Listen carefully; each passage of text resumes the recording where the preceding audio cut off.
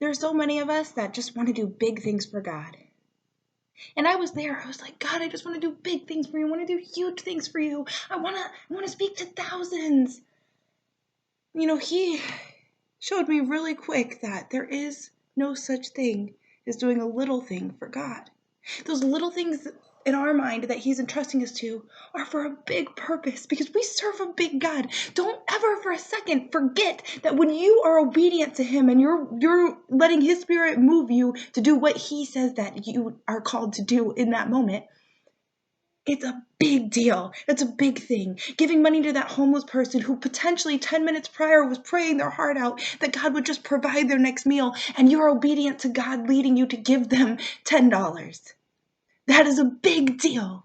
You sharing your testimony with somebody that's lost, that's a big deal. You bringing back a backslidden brother or sister, that's a big deal. Taking a second out of your day to encourage somebody who you can tell just needs it because God has just put it on your heart. Praying for that person that God has put on your heart without realizing why. You're standing in the gap. You're interceding for them. You're praying because God is moving you to pray for them. Raising your children the proper way, that is a big deal for God. None of these things are little things that you're doing for God. You may not be on a stage in front of 1,000 people or 100 people, but you don't have to be because you are on a stage that God has created for him and his glory. And when you play your part, your assigned role for God, that is a big thing because you are putting on that show for God.